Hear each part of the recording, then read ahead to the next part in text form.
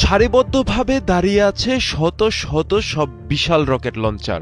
৬০০ millimetre ক্যালিবারের এই multiple rocket সিস্টেমগুলো truck চালিত মোবাইল প্ল্যাটফর্মে বসানো। লঞ্চ টিউবগুলো তাক করা আকাশের দিকে, পাশে ভারী সামরিক যান, সাজোয়া ইউনিট আর সামরিক কুচকাওয়াজের কড়া শৃঙ্খলা। যেন বুঝিয়ে দিতে চাচ্ছে এখনই যুদ্ধের জন্য প্রস্তুত উত্তর কোরিয়া। মঞ্চে দাঁড়িয়ে অভিবাদন গ্রহণ করছেন কিম জং উন, যিনি পরিচিত রকেটম্যান হিসেবে। পুরো দৃশ্যটি যেন একটি শক্তি প্রদর্শনের মহড়া। বন্ধু ইরান যখন বিপদে, তখন কি এভাবেই বার্তা দিতে চাইল পিয়ংইয়ং? এর মাধ্যমে স্পষ্টতই হুমকির মুখে পড়তে যাচ্ছে দক্ষিণ কোরিয়ার মার্কিন ঘাঁটিগুলো। কিমের অস্ত্রভাণ্ডারকে সমৃদ্ধ করছে এই ৬০০ millimetre multiple rocket launcher system, যা পারমাণবিক ওভারহেড বহনে সক্ষম। কিম এটিকে কৌশলগত মিশন সম্পন্ন করার উপযোগী বলে বর্ণনা করেছেন। মূলত পারমাণবিক সক্ষমতারই ইঙ্গিত দিয়েছেন তিনি। এই অস্ত্র স্বল্প থেকে মধ্যম পাল্লার নির্ভুল আঘাত হানতে পারে। মোবাইল প্ল্যাটফর্মে স্থাপন হওয়ায় সহজেই স্থান পরিবর্তনযোগ্য।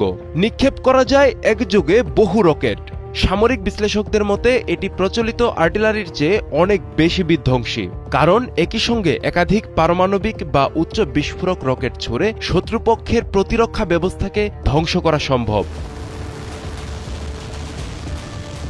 নতুন রকেট লঞ্চারগুলোকে প্রতিরক্ষামূলক অস্ত্র বলা হলেও বাস্তবে এগুলো উত্তর কোরিয়ার আক্রমণাত্মক সক্ষমতাকে অনেক গুণ বাড়িয়েছে।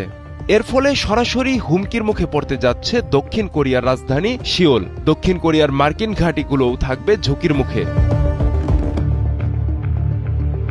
এই বিশাল সামরিক রসদের উন্মোচনে এসেছে ওয়ার্কার্স পার্টির নবম কংগ্রেসের শুরুতে। অর্থাৎ এটি শুধু সামরিক ঘোষণা নয়, রাজনৈতিক বার্তাও। কিম তার দলের সামনে দেখাতে চেয়েছেন অর্থনৈতিক চাপ থাকলেও সামরিক সক্ষমতা অটুট। সাম্প্রতিক বছরগুলোতে উত্তর কোরিয়া ক্ষেপণাস্ত্র প্রযুক্তিতে উল্লেখযোগ্যভাবে অগ্রগতি দেখিয়েছে।